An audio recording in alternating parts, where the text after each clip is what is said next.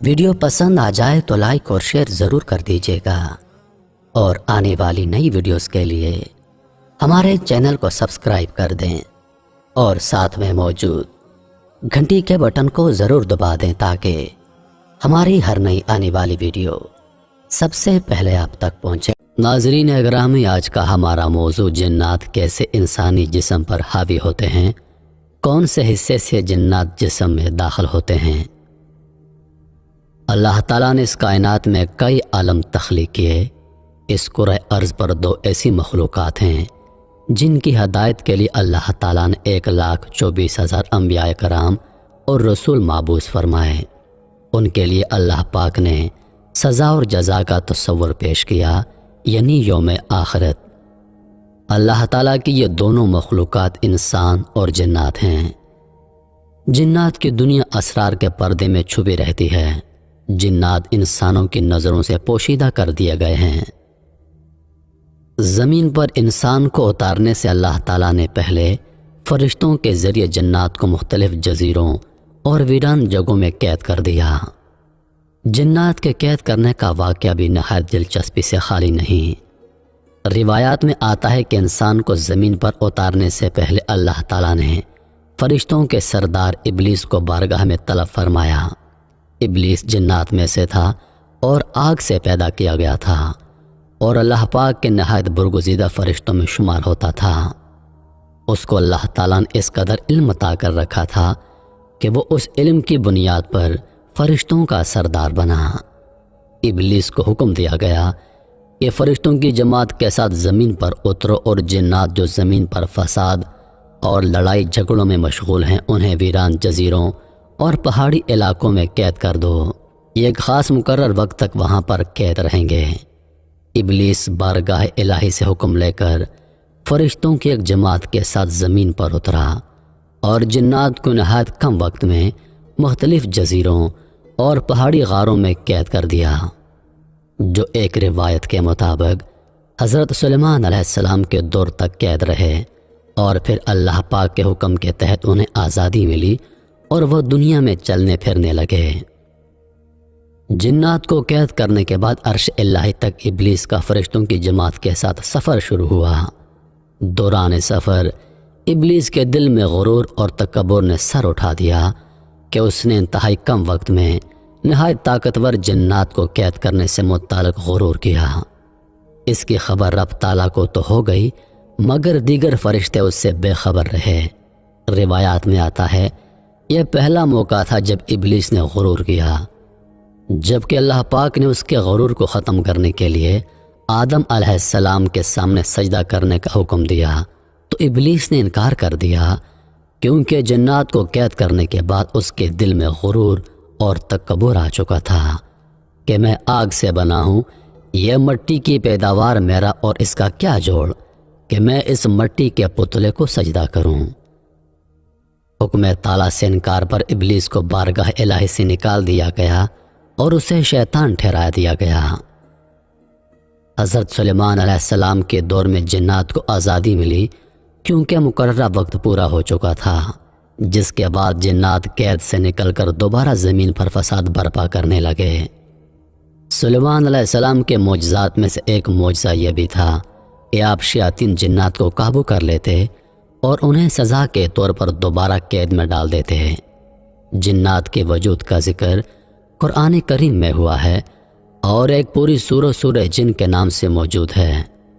مسجد الجن مسجد الحرام کی شمال کی جانب 3 کلومیٹر کی مسافت پر واقع تاریخ اسلام کی عظیم یادگار سمجھی جاتی ہے۔ تاریخ کی کتابوں میں اس کی شہرت کے اور بھی کئی واقعات ملتے ہیں، تاہم اس کی سب سے بڑی وجہ یہاں پر نبی کریم صلی اللہ علیہ وآلہ وسلم کے ہاتھ پر جنات کی ایک جماعت کا قبول اسلام کا واقعہ ہے۔ مسجد الحرام کے شمال میں 3000 میٹر کے فاصلے پر جہاں آج مسجد الجن موجود ہے، جنات کی ایک جماعت نے حضور نبی کریم صلی اللہ علیہ وآلہ وسلم کے ہاتھ پر اسلام قبول کیا، آپ سے قرآن پاک سنا۔ اس موقع پر آپ صلی اللہ علیہ وآلہ وسلم نے جنات کے سوالات کے جوابات دیے۔ حضور نبی کریم صلی اللہ علیہ وآلہ وسلم حضرت عبداللہ بن مسعود رضی اللہ عنہ کو ہمراہ لے کر رات کے وقت اس جگہ پر پہنچے۔ آپ نے عبداللہ بن مسعود رضی اللہ عنہ کو ایک خاص مقام سے آگے بڑھنے سے منع فرمایا تاکہ کہیں جنات انہیں نقصان نہ پہنچا دیں۔ پھر آپ کی ملاقات جنات کے گروہ سے ہوئی جنہوں نے اسلام قبول کیا اور آپ سے اسلامی تعلیمات حاصل کرنے کے بعد واپس چلے گئے۔ قرآن پاک کی سورہ جن وہیں اور اسی واقعے کے تناظر میں نازل ہوئی۔ بعد ازاں اسی مناسبت سے وہاں پر ایک مسجد تعمیر کی گئی جسے مسجد الجن کا نام دیا گیا۔ زمانے کے ساتھ مسجد کی تعمیر مرمت کے دوران اس کے ڈیزائن بدلتے رہے، مگر اس کے قیام کا واقعہ آج تک مسلمانوں کے دلوں میں تازہ ہے۔ الحرمین شریفین کی زیارت کا شرف حاصل کرنے والے مسجد الجن کی زیارت کرتے ہیں۔ ماہ سیام میں یہاں افطار کا خصوصی انتظام کیا جاتا ہے، جہاں دنیا بھر سے آئے زائرین عقیدت و احترام کے ساتھ اس مسجد میں حاضر ہوتے ہیں، عبادت کرتے ہیں، افطار میں شرکت کرتے ہیں۔ جنات کے انسانوں پر اثر انداز ہونے کے واقعات بھی آئے روز ہمارے مشاہدے میں آتے ہیں۔ یہ انسانی جسم میں داخل ہو کر اس سے عجیب و غریب حرکات کرواتے ہیں، نقصان پہنچاتے ہیں۔ اس کے پیچھے چند عوامل کار فرما ہوتے ہیں۔ جنات کیسے انسانی جسم پر حاوی ہوتے ہیں، یہ ایک ایسا سوال ہے جو عام آدمی نہیں جانتا۔ ابن تیمیہ کے مطابق انسان جب نیکی سے غافل ہو کر برائی کی جانب راغب ہوتا ہے تو برے اثرات سے متاثر ہونے کا خطرہ بھی بڑھ جاتا ہے۔ ہوس پرستی اور فحاشی کی حالت میں برائی انسان پر غالب آ جاتی ہے، اور ایسے میں جنات جسم میں داخل ہو سکتے ہیں۔ جن بھی کئی معاملات میں انسانوں کی طرح ہوتے ہیں، وہ پسندیدگی، ناپسندیدگی، اچھائی یا برائی جیسے جذبات رکھتے ہیں۔ یہ عین ممکن ہے کہ وہ محض آپ کے چہرے کو ناپسند کرتے ہوں اور آپ کے جسم پر قبضہ کر لیں۔ دوسری جانب جنات کو انسان سے محبت ہو سکتی ہے، وہ کسی کو برہنہ دیکھ کر بھی اس پر فریفتہ ہو سکتے ہیں اور اس کے جسم پر قابض ہو سکتے ہیں۔ یہ معاملہ خواتین کے ساتھ زیادہ درپیش ہوتا ہے، چونکہ جن انسان کی نظروں سے پوشیدہ ہوتے ہیں، اس لیے بعض اوقات ہم انجانے میں انہیں نقصان پہنچا بیٹھتے ہیں۔ مثال کے طور پر آپ کہیں گرم پانی انڈیل دیتے ہیں یا کسی درخت یا پتھر کی اوٹ میں بیٹھ کر رفع حاجت کرتے ہیں، مگر نہیں جانتے کہ یہاں پر جنات کا بسیرا ہے۔ آپ کے اس عمل سے وہ ناراض ہو سکتے ہیں اور بدلہ لینے کے لیے آپ کے جسم میں داخل ہو سکتے ہیں۔ بہت زیادہ خوف کی حالت یا ایسے معاملات جن سے دور رہنا چاہیے اور اس کی ٹھوہ میں ہوتے ہیں تو تب بھی جنات آپ پر غالب آ سکتے ہیں۔ جنات جسم کے کس حصے سے داخل ہو کر انسان پر قبضہ جماتے ہیں، اس حوالے سے مختلف نظریات ہیں۔